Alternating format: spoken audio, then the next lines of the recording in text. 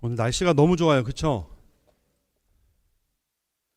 언젠가도 말씀드렸지만 날씨 좋아도 참 불안해요. 어디 놀러 가실까봐. 날씨가 나쁘면 또 기분 나빠서 안 오실까봐. 예.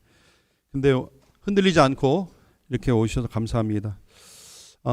오늘부터 사실은 오늘 종료주일이고 고난주간 시작인데 예수님이 예루살렘에 입성하실 때 이런 날씨가 아니었나 생각합니다. 거기는 뭐 사막 날씨이기 때문에 이런 밝고 찬란한 날에 예수님께서 예루살렘에 입성하셨고 그 길은 죽음을 향한 길이었습니다. 우리는 그것을 생각할 때 저는 그 장면을 생각하면은 참 굉장히 여러 가지 만감이 교차합니다. 그리고 그 덕에 우리가 여기서 모여서 예배드린다는 생각을 할 때 얼마나 감사한지 모르겠습니다. 지금도 다른 교회에서는 하고 있는 것 같은데 전에 있던 교회에서 이 수험생 기도회가 있었어요. 근데 시험 보는 날 수험생 부모 기도회 같은 게 있어요. 여러분 혹시 다 뭐 경험이 있으신가 모르겠어요. 그날이 되면 시험 날이 되면 학부모님들이 다 교회에 모여서 함께 하루 종일 자녀를 위해서 기도합니다. 하루 종일. 하루 종일 기도하는데 수험생 기도의 꽃은 뭐냐? 수험생 시간표에 맞춰서 기도하는 거예요. 아세요? 그거? 옛날에 제 기억으로 뭐 4교시인가까지 있었는데 그 1교시 끝나면 1교시 동안 예를 들어서 첫 시간에 국어를 본다. 그럼 국어 과목을 놓고 집중적으로 기도를 하고 쉬는 시간에 또 쉬어서 같이 뭐 이 귤도 까먹고 커피도 마시고 뭐 하다가 아주 웃으시는데 다 그렇게 했어요. 예. 대부분 한 10년 전까지만 해도 그렇게 했을걸요. 원천교회만 거의 안 하는 것 같고 그래서 이 4교시까지 다 하고 시험이 끝나면은 그러니까 뭐 영어 시간이다 그러면 주님 우리 언어의 능력을 극대화시켜 주셔서 뭐 이런 기도를 하고 반복하고 합니다. 저는 뭐 쓰라린 경험이 처음 전도사 때 그 인도했다가 본문 인도를 해야 돼요. 목회자가 인도를 하는데 본문 심은 대로 거두리라 했다가 싫어합니다. 분위기가 안 좋아요. 끝나고 1교시 끝나고 기도하시고 끝나는데 권사님 오시더니 목사님 약해요 그러시더라고요. 그래서 본문을 바꿨어요. 2교시 때는. 그래서 60배 100배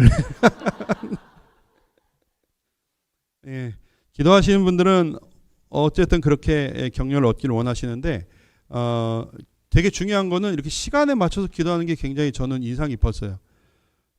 그렇게 하니까 사실은 수험생이랑 같은 마음으로 학부모와 같이 기도하고 또 한편으로는 그냥 하루 종일 기도하면 너무 힘들어요. 근데 그렇게 그 시간에 맞춰서 또 자녀들의 마음을 또 영혼의 상태를 살피면서 같이 기도하는 게 되게 그 영성에 도움이 됐던 것 같아요. 그리고 4시까지인가 기도를 하는데 그래도 지치지 않고 그 열정과 그 간절함은 정말 대단합니다. 한 가지 아쉬운 것은 시험이 끝나면 그렇게 기도하지 않는다는 거. 이게 조금 아쉬웠어요. 저는. 끝나고도 계속해서 그렇게 기도하시면 정말 좋을 텐데 그렇지 않아요. 그러나 어쨌든 그렇게 시간에 맞춰서 하니까 유익이 있더라고요. 뭐 이런 거를 제가 권하는 것도 아니고 반대도 아닌데 영적으로 유익이 있는 것 같아요. 다소 엉뚱한 말씀을 드린 것 같은데 오늘부터 우리 고난 주간의 시작이에요. 적어도 우리 1년 내내 그렇게 해야 되지만 일주일 동안은 우리 그리스도께서 당하신 고난을 묵상하면서 어떤 형태로든지 그 고난에 동참하고 한 주간을 지냈으면 좋겠습니다. 다른 데서는 40일을 그렇게 하는 교회도 있어요. 사순절이라 해서 40일 그렇게 하지만 저희는 40일까지는 그렇게 못하지만 적어도 일주일만큼은 그런 마음으로 어떤 형태로든지 어떤 사람은 금식을 하기도 하고 또 어떤 사람은 뭐 잠을 더 적게 자고 기도를 한다든지 혹은 모르겠어요. 어떤 사람은 이 화를 억누르고 적어도 일주일 동안 화를 안 내는 것으로 그렇게 표현할 수도 있는데 여러 가지 방법을 통해서 우리의 욕심과 욕망들은 절제하시고 한 주간을 지냈으면 좋겠습니다. 그런데 무작정 그렇게 한 주 지내기 되게 쉽지가 않아요. 그래서 전통적으로 보면은 일주일 동안 그리스도의 행적에 따라서 하루씩 그 본문 혹은 그리스도의 행적을 묵상하면서 거기에 맞춰서, 물론 우리가 다 하면 좋겠지만은 우리 한계가 있기 때문에 하루에 주제 하나 혹은 본문 하나를 정해서 깊이 묵상하면서 그렇게 지내곤 합니다. 이것은 저는 영적으로 굉장히 중요한 경건의 연습이라고 생각합니다. 간단히 브리핑을 하면, 오늘날 우리 달력으로 일요일에 예루살렘에 입성하셨습니다. 그리고 월요일에는 성전에 가서 성전을 정화하셨어요. 그것은 이제 성전의 기능이 끝났다는 것을 보여주시고 당신이 죽으심으로 말미암아 성전의 모든 요구를 이루시겠다고 하는 것을 보여주시는 퍼포먼스였어요. 그리고 화요일에는 주로 감람산에서 가르치시고 제자들에게 종말에 대해서, 예루살렘에 대해서, 예루살렘 멸망에 대해서 혹은 세상의 종말에 대해서 예언하시고 또 다른 사람들과 종교 지도자들과 논쟁을 하셨습니다. 수요일은요, 주로 이제 배신의 날이라고 이름을 붙이는데, 사실 그리스도의 행적이 수요일은 기록되어 있지 않고 가룟 유다와 종교 지도자들이 예수님을 잡을 궁리를 합니다. 다만 유대인들 시간이랑 우리 시간이랑 좀 달라요. 유대인들은 저녁에 시작해서 저녁이 되고 아침이 되니 이게 첫째 날이라 이렇게 하지 않습니까? 그래서 그날 이렇게 우리 시간으로 환산을 하면 마리아가 예수님의 향유를 붓고 예수님의 발을 씻은 그런 사건이 수요일 날 있었다고 생각합니다. 그것은 부지 중에, 마리아는 잘 몰랐지만 부지 중에 예수님의 죽음을 예비한 것이었어요. 그래서 제가 새벽 기도 때 말씀드렸지만은 어떤 신학자는 아름답게 표현을 해서 그날 부은 마리아의 그 향유 냄새가 무덤까지 갔다, 이렇게 아름답게 표현한 사람도 있습니다. 아무튼 수요일은 그런 날이었어요. 목요일은요, 다락방에서 제자들을 가르치시면서 소위 최후의 만찬을 하십니다. 그리고 금요일에는 십자가에 못 박히시죠. 금요일도 조금 시간에 따라 좀 정리를 해볼게요. 금요일도 정리를 하자면, 우선은 새벽에 6시에 예수님을 끌고 법정으로 가서 빌라도에게 재판을 받으십니다. 그리고 골고다의 언덕에 오르십니다. 오전 9시에는 십자가에 못 박히십니다.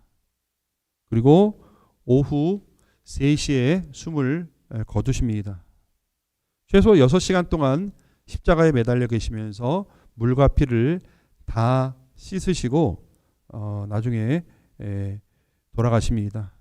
6시간 동안 최소 기록된 것은 7개의 말씀이 있어요. 그래서 십자가 상에서 말씀하신 7개다 해서 가상 7원이라고 이야기를 합니다. 이것을 여러분들 날짜와 시간을 좀 보시면서 주중에 이렇게 보내시는 것이 저는 영적으로 크게 유익하리라고 생각하고, 주보에 제가 이거를 따로 인쇄해 드릴까 하다가 주보에 그냥 인쇄를 했습니다. 그래서 혹시 냉장고 같은 데 이렇게 좀 붙여두시고 보시면서 그 시간표에 따라서 혹은 날짜에 따라서 그리스도의 마지막 일주일을 묵상하면서 한 주간을 지내면 어떨까, 이런 생각을 해봅니다. 자, 오늘은 소위 종료주일입니다. 그리스도께서 사람들의 환호를 받으면서 예루살렘으로 들어간 사건입니다. 그러나 그것은 십자가로의 길이었습니다. 다시 말하자면 죽으러 들어가시는 길이었어요. 저는 이렇게 좋은 날씨에 사람들의 환호를 받으며 죽으러 들어가신 그 그리스도의 마음이 어땠을까 생각해 봅니다. 예수님의 사정을 모르는 사람들은 환호했어요. 그 와중에 시기하는 사람들이 있었고, 성경에는 나오지 않지만 감시하고 있는 로마 군인들도 있었습니다. 여러 시선이 교차하는 이 순간 예수님의 마음이 어떠셨을지 저는 생각해 봅니다. 그러나 예수님과 그런 마음과 심정과 그 각오와 그것과 달리 그 주변에 있었던 사람들은 각기 다른 시선들이 있었습니다. 우리 이 시선들을 좀 살펴볼까 합니다. 먼저 첫 번째 우리가 묵상해야 되는 건 사람들의 잘못된 기대가 섞인 시선이었습니다. 잘못된 기대가 섞인 시선. 여러분, 사람들의 기대는요, 그리스도가 가는 길과는 전혀 다른 거였습니다. 비슷하지가 않았어요. 전혀 다른 것이었어요. 사람들은 예수님에게 원했던 것은 군사적, 정치적 메시아였습니다. 그래서 예수님이 예루살렘에 입성하는 것은 그들에게는 굉장한 기대와 소망을 품게 했습니다. 예수님이 여리고를 거쳐서 베다니를 통해서 예루살렘을 들어오실 때 그것은 마치 여호수아가 요단강을 건너서 여리고를 정복하고 온 것과 같은 그런 느낌을 받았던 것 같아요. 우리 복음서 기자는 사실 그렇게 배치를 하고 있습니다. 사람들은 열광했어요. 그들의 역사를 보면 이것이 얼마나 수건이었는지 알 수가 있습니다. 그들은 바벨론으로 끌려가서 포로가 된 이후에 독립했던 기간이 그렇게 길지가 않습니다. 바벨론 유수에서 잠깐 돌아와서 독립하긴 했지만 금방 또 그리스에 의해서 정복당하고 바로 또 그 사이에 잠깐 독립하긴 했지만 로마에 의해서 정복당했습니다. 그들이 염원하는 다윗 왕조의 재건은 멀어만 보였습니다. 그러나 그들이 예수님이 나타나니까 그 예수라는 존재가 자기들을 해방시켜줄 존재라고 기대했어요. 소망했어요. 그런 그들의 독립을 향한 갈망이 혼합되어서 예수님을 그런 메시아로 기대한 것이었습니다. 이해는 가요. 그러나 그들이 기대하는 것은 예수님의 가는 길과 전혀 다른 것이었습니다.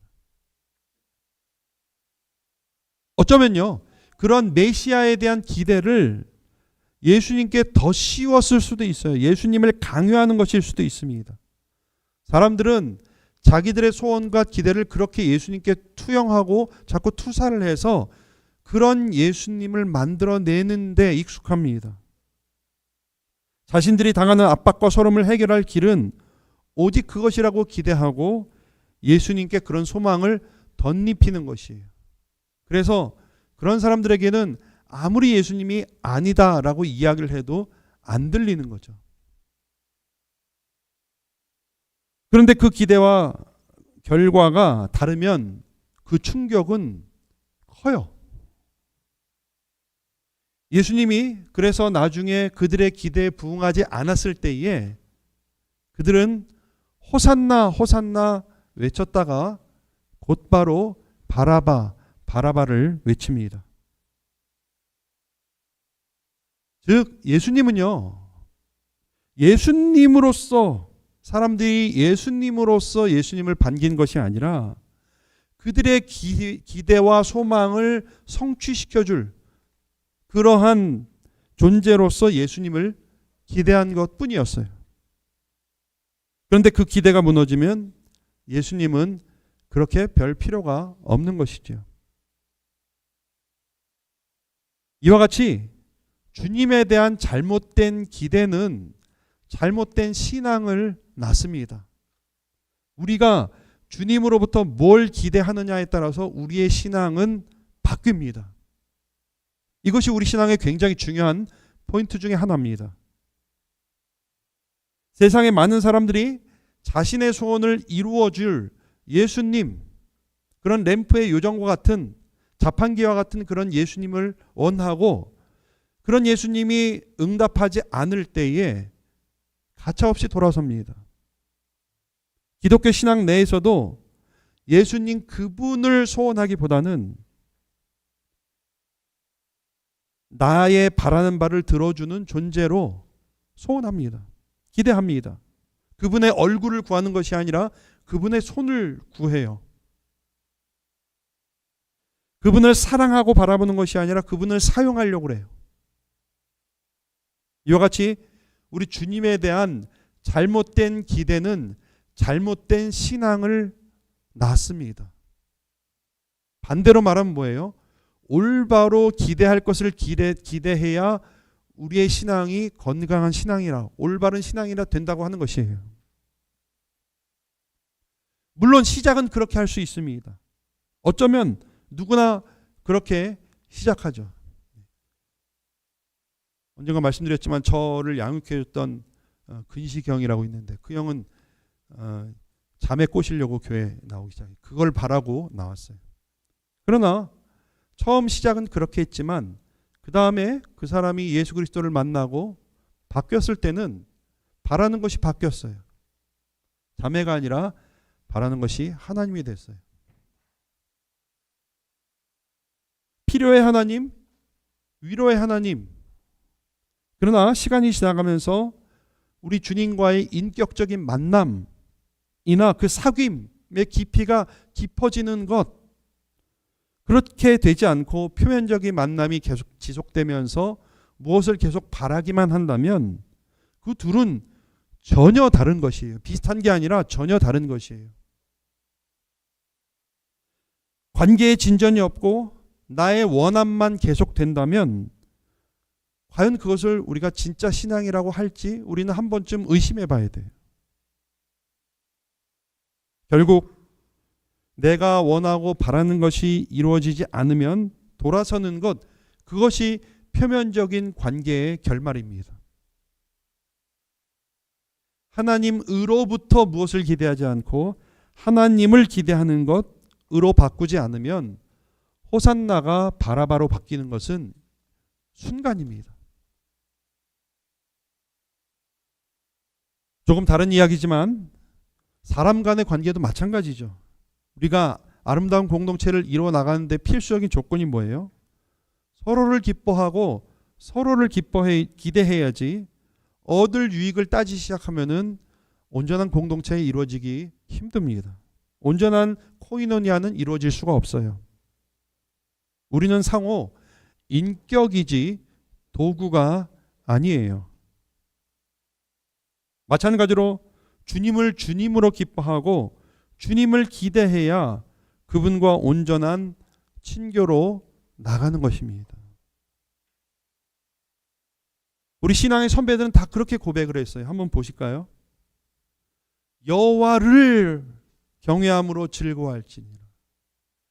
여호와를, 내 영혼이 여호와를 즐거워하며 내 마음이 여호와로 말미암아 즐거워하며 나는 여호와로 말미암아 즐거워하며 나의 구원의 하나님으로 말미암아 기뻐하리로다.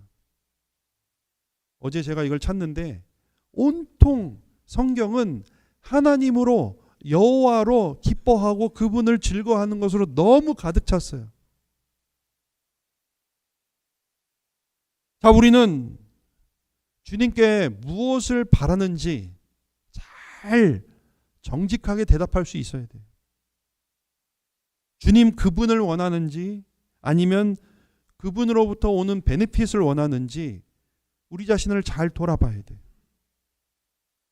나의 소원을 그 신앙에 투영하고 있지는 않은지, 그분 자체를 갈망하고 있는지, 이것이 우리 신앙 성장에 있어서 굉장히 중요한 기초입니다. 우리는 이번 고난 주간 동안에 이것을 잘 점검해 봤으면 좋겠습니다. 나는 여호와를 즐거워하는지 아니면 그분으로부터 오는 것을 즐거워하는지, 나는 하나님을 기뻐하는지 그분으로부터 오는 선물을 기뻐하는지, 우리 한 주간 우리 자신을 돌아보면서 잘 점검해 봤으면 좋겠습니다. 두 번째 우리가 묵상해야 되는 것은 바리새인들의 잘못된 열심에 기반한 시선입니다. 잘못된 열심에 기반한 시선이. 오늘 마태복음은 자세히 나와 있지 않지만 예루살렘에 예수님이 들어가실 때에 지켜본 다른 무리들이 있었습니다. 누가 요한복음에 의하면 그들은 바리새인, 꼭 바리새인들뿐만 아니라 그들을 중심으로 대표적으로 하는 종교 지도자들이었어요. 그들은 이 일을 삐딱하게 봤어요. 백성들이 찬송하는 것도 예수님이 그렇게 지지받는 것도 못마땅해 했습니다. 여러분 바리새인 하면 여러분 느낌이 어떠세요? 오늘날 우리는 위선자, 교만한 사람을 연상하죠. 그러나 사실은 예수님 당시로 돌아가서 보면요, 당대의 최고의 석학들이고 굉장한 애국자들이었어요. 우리가 생각하는 바리새인과 전혀 다른 느낌입니다. 바리새인이라는 말 자체가 구별된 자라는 말에서 나왔어요. 그 뿌리는요, 예수님 오시기 이전에 한 2세기 경까지 거슬러 올라갔는데, 그리스의 그 어떤 식민 통치가 있었는데, 그래서 자꾸 그들의 그 종교와 그들의 문화, 정신이 자꾸 이렇게 휩싸여 가고 동화되니까 그들의 통치와 문화에 대항하는 운동을 지원했던 어떤 순수한 유대교 운동이에요. 이후 이것이 점점 학문적으로 발달하면서 하나의 파를 이루게 돼서 굉장히 그 사회에 존경받는 영적인 지도층이 됩니다. 그들의 종교적인 열심은 비교 불가했어요. 우리가 상상하는 것을 넘어섭니다. 율법을 문자 그대로 다 지켰어요. 문자 그대로 지켰어요. 하지 말라는 거 하지도 않았어요. 하나도 안 했어요. 모세 율법에 적힌 것뿐만 아니라 그들은 소위 장로들의 유전이라고 해서 율법을 더 잘 지키기 위해서 만드는 규례들이 있는데 그것도 다 지켰던 사람들이에요. 오죽했으면 예수님이 뭐라 말씀하셨어요? 너희들의 의가 바리새인들의 의보다 낫지 않으면 결단코 천국에 들어가지 못한다 말하실 정도로 이들은 정말 철저하게 하나님 말씀대로 살려고 했던 사람이에요. 그러나 그들은 그와 같은 열정이 있었음에도 불구하고 그 방향이 달랐어요. 방향이. 그것이 문제였어요. 그들은 다른 사람을 평가하고 판단했죠. 예수님이 이걸 정말 싫어하셨어요. 예수님도 그들의 열심은 칭찬하셨지만 그러나 그들의 자신은 의롭다고 생각하고 남을 정죄하고 평가하고 판단하고 외식하고 교만하는 것, 즉 잘못된 열심, 이거 정말 싫어하셨어요. 그래서 듣는 사람 마음에 정말 마음에 거침이 있을 정도로 예수님이 비판하셨어요.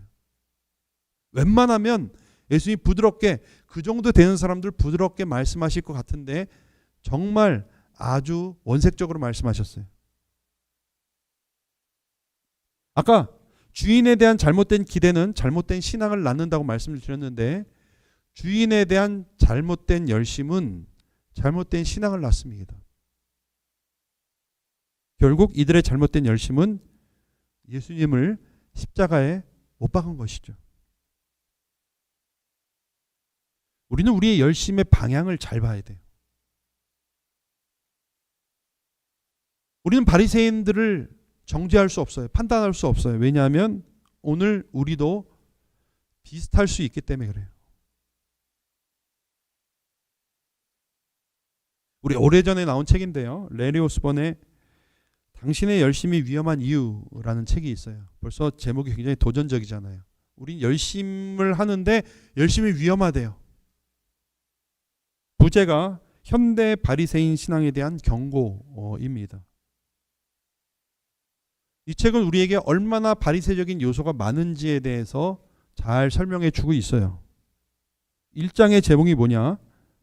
우연한 바리새인이에요. 우연한 바리새인. 액시덴탈 바리새인이에요. 어쩌다 보니 바리새인이에요. 여러분 누구나 처음부터 바리새인이 되진 않아요. 그러나 순간 혹은 서서히 바리새인이 되어 갑니다. 그리고 그렇게 어쩌다 바리새인이 되면서 교만과 배타성, 율법주의, 외식에 빠지게 되는데 저의 눈을 끈 것은 획일성이에요. 획일성. 바리새인들의 획일성. 요거 아니면 안 된다. 이렇게 아니면 안 된다. 그것이 하나됨을 파괴한다. 이건 굉장히 파괴적이에요. 굉장히. 아무튼 저는 이 책을 읽으면서 솔직히 불쾌했어요. 왜냐하면 저의 모습이 여기에 다 담겨져 있었기 때문이에요. 열심이 위험한 이유는요, 열심 자체는 귀하지만 방향이 전혀 다르기 때문에 오히려 그것이 파괴적으로 되는 것, 이것이 위험한 것입니다. 잘못된 열심은 잘못된 신앙을 낳습니다. 열심이 어디를 향하느냐, 자신을 향하느냐, 혹은 하나님을 향하느냐, 이것에 따라서 우리들의 신앙은 바뀝니다. 자, 이 말씀에 의하면 우리는 어떤 열심으로 헌신하고 있습니까? 주를 향한 열심입니까? 아니면 나의 기준과 나의 종교적인 만족, 은근히 이거 많아요. 나의 만족, 나의 종교적인 만족을 위해서 열심을 내는 경우가 있어요. 어떤 것입니까? 우리의 열심은. 이것도 우리 신앙의 아주 중요한 기초입니다. 이것 역시 이번 주간 고난주간을 겪으면서 우리가 돌아봐야 하는 우리의 모습입니다. 우리의 열심은 어디를 향하고 있습니까? 마지막으로 우리가 묵상해야 하는 것은 올바로, 똑바로, 틀림없이 십자가를 향해 가고 계시는 예수님의 모습입니다. 네. 잘된 방향은 운자를 맞추기 위해서 한 거니까 여러분들 양해를 해주세요. 자, 이제 시선을 예수님께 한번 돌려봅시다. 예수님이 오늘 나귀를 타고 입성하셨어요. 나귀. 예. 이게 나귀 원어를 보면 이제 어린, 그러니까 망아지예요, 망아지. 근데 망아지인지 뭐 나귀인지 그게 중요한 건 아니죠. 왜 말이나 병거를 타고 입성하지 않으셨느냐가 중요한 거죠. 다른 복음서에서는 명확히 이것을 밝히고 있지 않지만 이 마태복음에 보면 이것은 예수님의 겸손 때문이었다, 이렇게 말을 하고 있어요. 겸손에서 멍에를 매는 짐승, 그러니까 군마도 아니에요. 군마도 아니고 멍에를 매는, 일하는, 밭에서 일하는 짐승의, 그것도 새끼를 타고 입성하셨어요. 여러분, 겸손이라고 하면 우리가 자꾸 우리 인간적인 겸손 차원에서 자꾸 예수님을 이해하려고 하기 때문에 마치 그런 거죠. 뭐 유명하신 목사님이 경차를 타고 왔다, 뭐 이런 정도로 생각을 해요. 그저 자신을 조금 낮추는 제스처 정도로 생각하기 때문에 이게 와닿지 않아요. 그러나 예수님이 겸손하셨다는 말은 그런 정도가 아닙니다. 초라함이라고 번역하는 것이 오히려 나아요. 낮음, 초라함. 개선장군은 말을 타고 입성을 하지만 예수님은 동네에서 얻은 망아지를 타고 입성하셨어요. 초라하게. 어느 정도 초라했냐? 당시 이 사료에 의하면요, 로마는 이 식민지의 치안을 유지하기 위해서 항상 감시했어요. 예루살렘에도 보면은요, 도시가 한눈에 내려다 보이는 타워를 로마에서 세웠습니다. 이게 예루살렘 당시의 지도인데 딱 보면 아시겠죠. 제일 높은 데 뭐가 있냐면 성전이 있어요. 근데 로마 군인들이 가장 높은 그 성전 옆에다가 망루를 만들어 가지고 뭘 했냐, 거기서 24시간 예루살렘을 감시했어요. 24시간. 그래서 조금의 반란의 기미만 보이면 그냥 출동했어요. 그리고 진압했어요. 이미 이전에 헤롯 이 아버지 때에 헤롯이 암살당할 뻔했어요. 성경에 나오는 열심당원들한테 암살을 당할 뻔해서 이 치안이 굉장히 예루살렘에 굉장히 중요한 이슈였습니다. 성경에도 기록이 나오는데 사도행전에 보면 드다 일행이라는 사람들이에요. 드다 일행, 혹은 4,000명의 자객을, 그래서 지금으로 말하면 4,000명의 특수부대를 만든 그 애굽 사람 이야기가 나옵니다. 사도행전에 보면은. 그러니까 우리가 그냥 읽을 땐 잘 몰랐지만 이런 늘 예루살렘은 그 치안, 그 특히 유대인들을 구원할 사람, 예수님의 이름이 있는 자기 백성을 저희 죄에서 구원할 사람이잖아요. 예수라고 이름 가진 사람들도 많았어요, 그 당시. 그냥 그 정도로 이 독립에 대한, 그리고 그들이 치안을 늘 위협하고 있었기 때문에 항상 반란이 위험이 있었기 때문에 아까 이 망대에서 24시간 감시하고 있다가 조금만 소요 사태가 일어나면은 갔어요. 그래서 진압을 했습니다. 자, 그런데 여기서 우리가 품을 수 있는 의문은 그건, 예수님이 입성하시는데 온 성이 떠나갈 것처럼 호산나 호산나 사람들이 외치고 모여들었는데 로마 군인이 출동하지 않았어요. 왜 그랬을까요? 그 이유가 무엇이었을까요? 몇몇 신학자들의 견해에 의하면 예수님의 입성이 너무 초라해서 그랬다는 거예요. 뭐 그게 진짜 맞는지 안 맞는지 모르겠어요. 자, 어제 아무리 찾아도, 지난 주간 찾아도 예수님이 그렇게 초라하게 입성하지 않으신 것 같아요. 이 그림들을 보면은 굉장히 화려하게 입성한 것 같아요. 타고 온 것만 망아지예요. 나머지는 다 이렇게 굉장히 화려했어요. 근데 실상은 그렇지 않았다는 것이죠. 때쩔은 옷을 입으시고, 우리가 성화 같은 데 보면은 하얀 옷을 입으셨지만 실상은 그렇지 않으셨어요. 왜냐하면 뻑하면 노숙을 하셨기 때문에 굉장히 이 옷도 깨지셨고, 몇몇 갈릴리 촌 사람들과, 우리로 말하면 만주 벌판에 개 타고 말장사했던 몇몇 사람들과 함께, 이게 눈치를 못 채시네. 개 타고 말장사했다는데, 죄송합니다. 그런 촌 사람들과 함께 망아지를 타고 입성했다는 것은요, 그것은 그냥 초라하다 못해 웃긴 거였어요. 로마 사람들이 모여가지고 저 뭔가 딱 봤는데 너무 왕 같지 않은 모습으로 예루살렘에 지금 입성하고 있는 것이죠. 그만큼 예수님은 겸손 정도가 아니라 초라해 보인 거예요. 나중에 빌라도가 네가 유대인의 왕 진짜 맞냐? 이렇게 물어볼 정도였어요. 너무 초라해서. 그러니까 예수님은 지금 그렇게 입성하심으로 자신이 사람들이 기대하는 그런 메시아가 아니라 가장 낮은 존재로 이제 십자가를 향해 죽으러 간다고 하는 것을 지금 데몬스트레이션 하시는 거예요.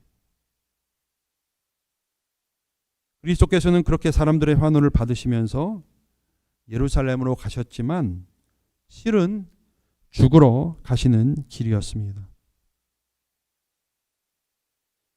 빌립보서 말씀은 이렇게 정리하고 있어요. 자기를 낮추시고 죽기까지 복종하셨다. 곧 십자가에 죽으심이라. 비천하고 초라하게 자기 자신을 낮추심으로 죽기까지 복종하셨으니 그것이 십자가의 죽으심이었습니다. 지금 예수님은 그 마지막 길로 들어설고 계시는 것입니다.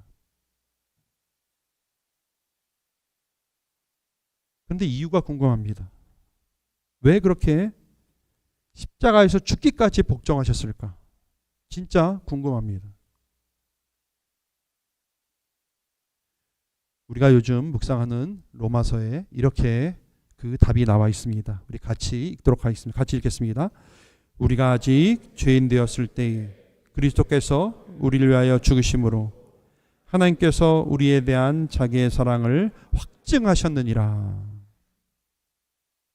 우리 주님은요, 곧 배신할 백성들, 호산나 외쳤다가 금방 바라바라고 외칠 그 사람들, 그리고 판단하고 정죄하는 바리새인들, 감시하는 로마인들, 그리고 오고 가는 세대의 모든 죄인들을 위해 죽으심으로 그것은 하나님의 사랑의 극한이라는 것을 보여주신 것입니다.